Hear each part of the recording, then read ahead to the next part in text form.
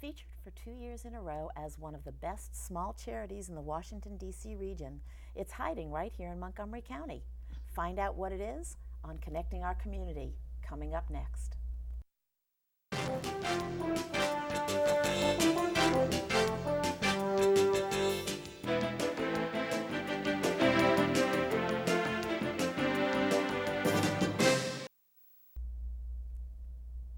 Hi, I'm Pat Shoemaker. Welcome to Connecting Our Community. Our first guest tonight is Susan Dollins, the Executive Director of the Senior Connection. And our second guest is Dolores Baldadian, who was a prior Volunteer of the Year for the Senior Connection and still does volunteer all the time. We'll hear some of their stories. But first, hi, welcome to both of you. Susan, Thank can you. you first tell us what is the Senior Connection? The Senior Connection is a small nonprofit using volunteers for the last 20 years. We provide free services to seniors 62 and above living in the Montgomery County area primarily. And it's transportation to medical appointments, grocery store. It is grocery shopping, and it's for someone who may be homebound. And we offer some bill paying help for people who really may be visually impaired or could use some help writing out checks. And how did the organization get started?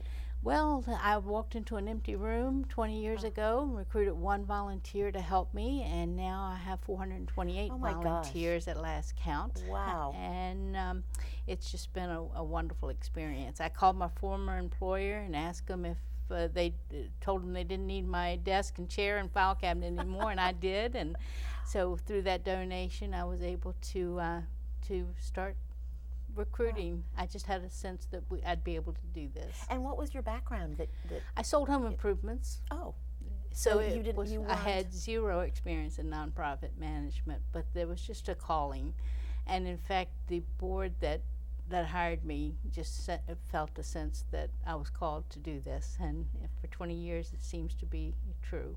That is amazing, and it's grown from just the one volunteer. How did you start? I mean, what was the first thing that you did? We actually, the organization received a startup grant from the Robert Wood Johnson Foundation's Faith in Action program. A sister organization that was in the greater Silver Spring area, Tacoma Park, and then a sister organization in the Bethesda, Chevy Chase, Kensington area called the Seniors Interfaith Resource Center. They were operating independently also with a Faith in Action grant. And in about 2002, through a discussion with the executive director of that program and my program, which was called Assist, we decided to merge. And the boards came together and merged and became the Senior Connection through the two parent Faith in Action programs. And you've mentioned faith several times in the title. Is this a faith-based organization? Well, it started out as this nonprofit that worked as a coalition with congregations in the area. In fact, the congregations came together to form it. It is now, it's never really been just a faith-based because we work with coalition partners all over. We have partnerships with Jewish Council for the Aging, work with independent providers through the grassroots organization for the well-being of seniors, GROWS. And so we have partners throughout, and the village movement, if you're familiar with that I know the village concept, people, but not the village no. Slightly different, this probably. is actually where neighborhoods are really looking at their neighbors and saying, there are people in this community that can help them to stay in the community rather than end up in facilities. And so neighbors are really coming together and forming little villages throughout the county. There's a whole wave of that coming. In fact, there is the nonprofit or the wave community villages. And it's a real movement that's happening through, and community partners here at Montgomery County is working on that. And we're blessed to have funding from Montgomery County through a contract to provide transportation and a contract to provide grocery shopping services.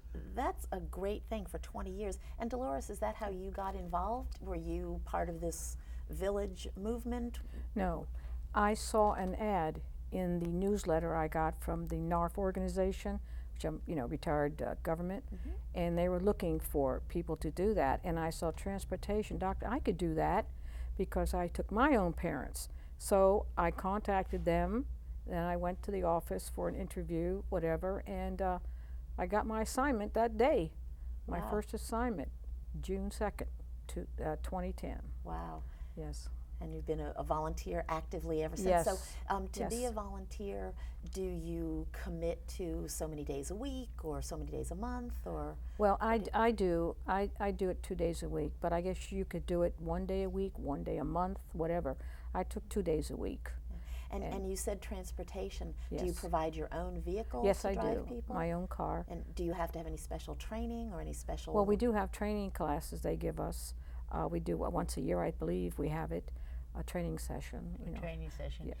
And all the volunteers have an orientation process Right. that they go through to be able to volunteer. They have to go through the orientation. The training just offers some additional skills in providing that, but the orientation is enough to get them started. Do you actively recruit volunteers from the retirement communities or? Anywhere we can find it. We have flyers at Starbucks. We have we post ads in the Gazette and Leisure World News and quite a few various places to try and recruit volunteers. Anywhere we can, because there's just more demand than we have enough volunteers. Even though I have a whole bunch, it's not enough. Yeah, I was going to say you have over 400 people. I would think But there's not thousands of people that need the service. Wow. And so my volunteers, Dolores is one of the reasons she got volunteer that year. She does more than one. Many volunteers don't do more than one. And she took pictures of some of the people she was taking and wrote little articles. I mean, so she I went did. over and Yeah, above that's beyond what she was called to do. So Well, and as a volunteer myself, not for your organization, but for other organizations, I really find that being a volunteer, I get as much out of it, if not more, than the people that I'm supposedly there to help. Do you find that as well? Yes, I do. I enjoy meeting them because I maybe because I miss my family and meeting these new people, these seniors. You learn a little bit. I talk to them, and they enjoy it. And I ask about their family. They talk to me, and as you know, as she said, "Oh, can I get you next time?" I says, "Well, if I'm available, but you can ask for me if you like." But in my mind, I don't want to take it away from somebody else, And But also in your mind, I know you're thinking, oh yes, ask for me because I'm the best. No. No. And I've bonded with one particular lady, and we have, we go out to lunch once in a while. We talk on the phone, and she calls me her younger sister. Aw. And I told her, well, you're my older sister because I always wanted an older sister. Yeah. So, and and it's interesting. Oh, one lady turned 100. I took this one lady. Oh my. So I surprised her. I took her flowers. I didn't tell you that, did I? no, you No, didn't. Sadie. Remember Sadie? Aw. So I took her flowers, and I know she enjoyed it. Took her to her home, Yeah. and actually Audrey, I even took her out for Mother's Day. So, Yeah. So it's really to keep this, not only for grocery shopping and things like that, but really to keep a connection to That's exactly the world, right, and I that's suppose. the most important part of our service. It's not just the transportation or the shopping; it's that friendly visit that goes along with it. It's that relationship building. It's all of that. In fact, a volunteer that was on another program recently said that it was like a philosophy class every time he took someone. And I actually had to take someone this past week myself, and the stories are amazing. This woman had been exiled to Siberia as a Oh my teenager, gosh. and when you hear those kinds of stories and hear what people have endured, the strength of this woman was just magnificent. And so I go back to the office after a visit with someone like that, and just I know why I'm in this business. I know why I was called to this. It's Right. so incredible to hear their stories. Yeah. And what Yeah. are the requirements to be a volunteer? Is there a certain age? Is there a certain, do you need more men than women? Is there lifting? All of the above, and there is we do want 21 or above to drive. Families can really shop for someone, for instance, so that's fine. But in order to you mean do the shopping? You don't Yes. mean like they look at a list of senior people and shop for the senior people that they're going to help? That No, it sorry. could, You mean yeah, do the and they'll, shopping. and in the Okay. next segment you'll get Yeah. a feel for that. Yeah. So yes. Well, Yeah. I take them to the doctor appointments, and then sometimes they say, can you stop at CVS and get my I said, sure, we could do that, and so I go do a little bit like that for them too. But we go to doctor's appointments, mostly. Yeah. But in terms of the transportation, do you have to be able to lift someone? Do you have to have No. I haven't. any kind of medical knowledge or anything like that? No, when it comes to No, I haven't. wheelchair and that kind of thing, Yeah. we really cannot do that. Yeah. We are strictly volunteers, Okay. and I wouldn't want Dolores to have to lift a wheelchair, Right. and so we Right. depend on real wheelchair transport for that kind Yeah. of thing. And that was sort of my point, that for someone who may be listening and thinking, well, I would like to get involved, but I couldn't lift, I have no medical background, Yeah, there isn't don't- that don't need requirement to. at all. And if I'm not mistaken, if one of them falls or something, I am not to pick them up. I'm to call. Correct? 911. Right. Yes. Okay. Yeah. All right, so- well, actually, we're halfway through with this show. It just breezed by. This is a fantastic organization. Please stick with us for the second half when we'll bring on a different volunteer to talk about some of the other things that the Senior Connection is doing for senior citizens in Montgomery County. Please stay tuned for the second half of Connecting Our Community.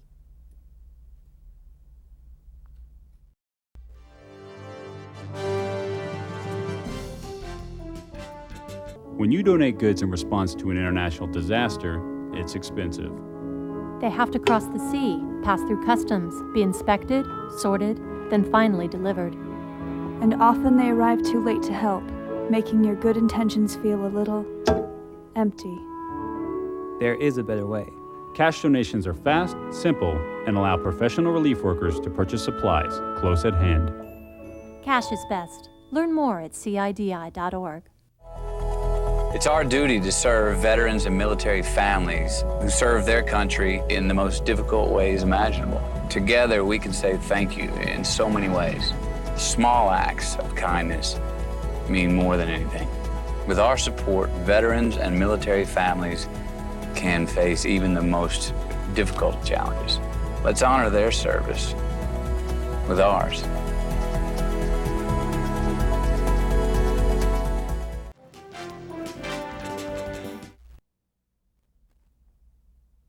Welcome back to Connecting Our Community.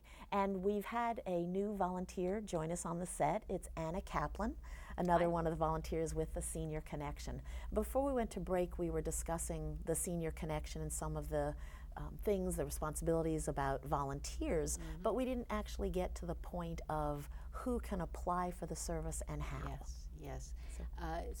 Anyone living in Montgomery County up to the Germantown area, inside that area. We don't get up into the really upper regions of the county. 62 or above, they need to be. And in terms of transportation, there's no means testing at all. But for the grocery shopping program or the bill payer program, we do have some income requirements, but just matter of making a phone call to us and we can explain it on the phone. Is there any other kind of interview or? The bill payer program, there is an interview process. Otherwise, it's just an intake form on the phone. Okay, and so if someone were to call, is there a cost involved, or No. it's totally free? Yeah. And can the person who's apply for every service available, or is it They limited? could or? if they qualify for the income portion. Yes. Mhm. Okay, tell us just a little bit about the bill payer, and then we'll go to the Yeah, grocery. the bill payer program operates similar to a daily money manager. It started as a relationship with AARP through their money management program. We are running that program now. We just trained 15 new volunteers yesterday in that program.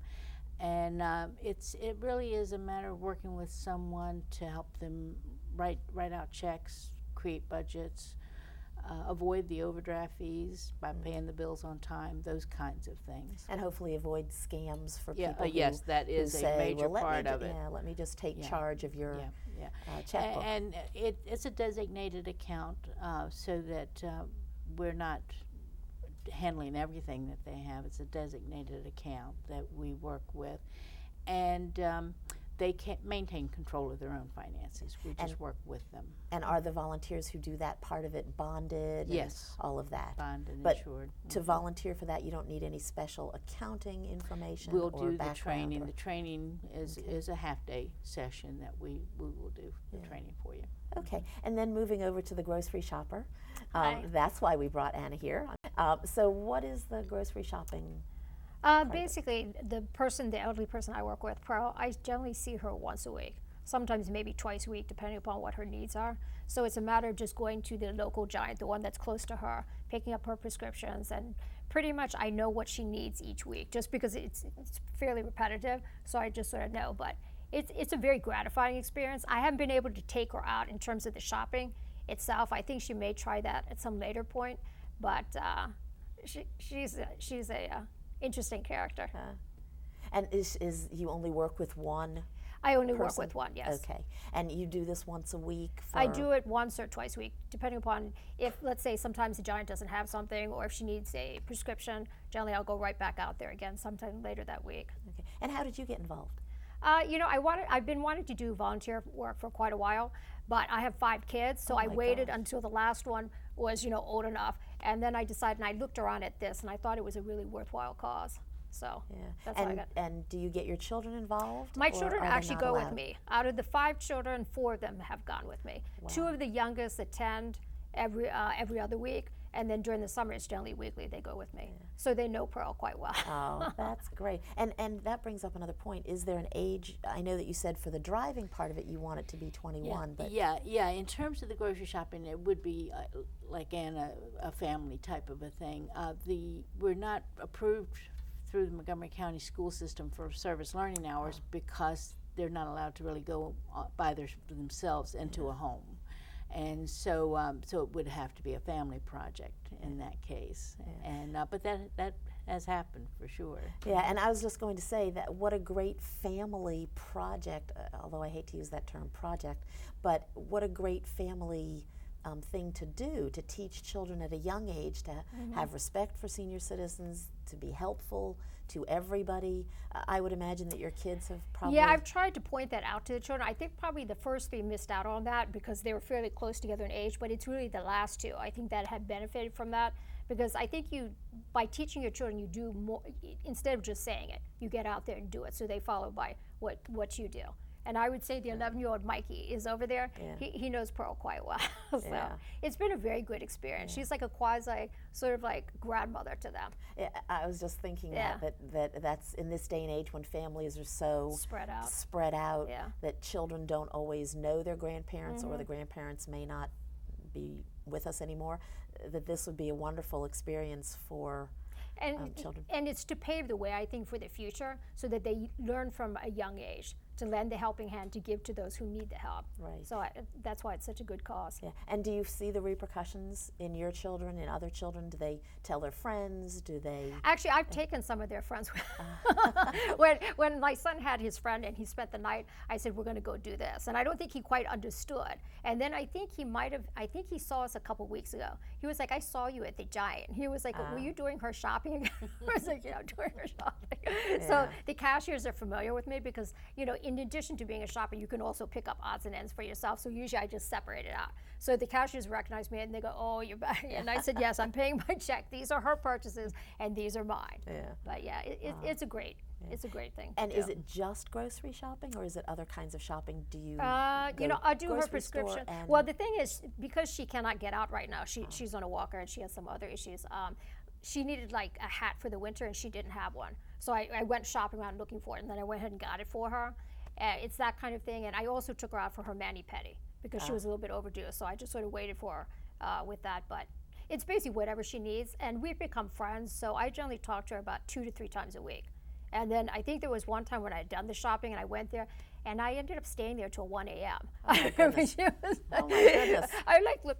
I said, Pearl, do you know what time it is? And she goes, I think it's 11. I said, no. I said, it's 1 a.m. I said, I'm tired. And I said, you're not tired, Pearl? And she goes, no. I said, oh, Lord. I said, I'm tired. I have to go home. And it was funny because my youngest son, Mikey, had tried calling me. And he goes, where were you? Because I talked to him the next day, and I said, I was with Pearl. And he goes, I thought so. Because he had known that I was going to do a shop. He goes, I figured you were with her. I said, that's right. Yeah. So. Well, being a volunteer is such a great experience. But for the seniors, and I mean, obviously we can talk to the volunteers and hear their stories and experiences and how it's changed their perceptions and those around them, but do you get any feedback from the seniors themselves? Every day. The phone calls and the thank you notes, and I mean it's every day. And is there any? I know that the good feelings and all of that are wonderful, but is there any data that shows perhaps that the people who are connected in this way have fewer incidents of dementia or Alzheimer's, or longer life? We haven't gone to that study. We certainly indicate there's more connection to the community. They seem happier. They're feeling more part of the community itself, and they're able to stay in their home longer. That's been clear in our survey results, that they're able to stay in their home longer because of the help that the volunteers give. And so all of that's very, very much. Yeah, all those positive things. I walked into the office this morning to a phone call from someone who had been saying I had the best volunteers in the county, and all I could do was agree. Yeah, that's wonderful. So how does somebody become a volunteer? Dolores had mentioned seeing an ad in a paper. You can go on our website and pull down an application from the website. We have all 3 different program applications on the website. Call our office. We'll be happy to send one. Just whatever works. And do you have any particular need right now that you'd like to sort of Grocery plug? shopping is a critical need. We have quite a few people still on the waiting list looking for volunteers to help with the grocery shopping. The transportation, I mean, if I had 600 more volunteers, we still would need them. So either way. Yeah. And do you ever, I know that the seniors themselves are in need, but do any of the seniors get to a point where they themselves become volunteers? It does happen. Yes. So there's no age limit? No. That's really wonderful. And Anna, would you like to share any thoughts about being a volunteer? It's been such a rewarding experience. In speaking to Pearl, she's mentioned that as well. And she was a woman who had been a minister and had ministered to people for over 30 years. So it's that type of thing, but it has helped her stay on her own. She had been, I think, in a facility after some surgery and whatnot, and she had come out of there. So it's enabled her to be able to stay as independent as possible, and that's so crucial to anyone of any age, but particularly that particular age group. Yeah. Have you been with Pearl for a long time? I would say about 9 months or so. 9 months. Have you seen any change from the time that you first started? I'm just curious to... I've seen, she's had a myriad of health problems and things like that, but she's very spry, and she has her wits about her. She most definitely has her wits about her. She's just a really good person. We still haven't been able to get out for dinner because she said, no, I'm going to treat you. And I said, no, I'm going to treat you. So we won't. So it's the kind of thing where I think probably at some point we'll probably go out to dinner or something. But she's a really great lady. Yeah, that's wonderful. And as we get to the close, Susan, do you have any other points that you would like to make other than please volunteer, please volunteer? Please volunteer, please volunteer. I mean, we really do need the help. And it's not that we need the help, it's the seniors in the county need the help. Exactly. Well, I'd like to thank you both and Dolores as well thank you for being, the opportunity. Yeah, this is a great organization. For more information, you can call 301-962-0820, or you can visit the Senior Connection website, seniorconnectionmc.org, or email seniorconnectionmc@gmail.com. You can also go to the Connecting Our Community blog on the mymcmedia.org website. Thank you so much for joining us as our guests. Thank you for watching, and we'll see you next time for another Connecting Our Community.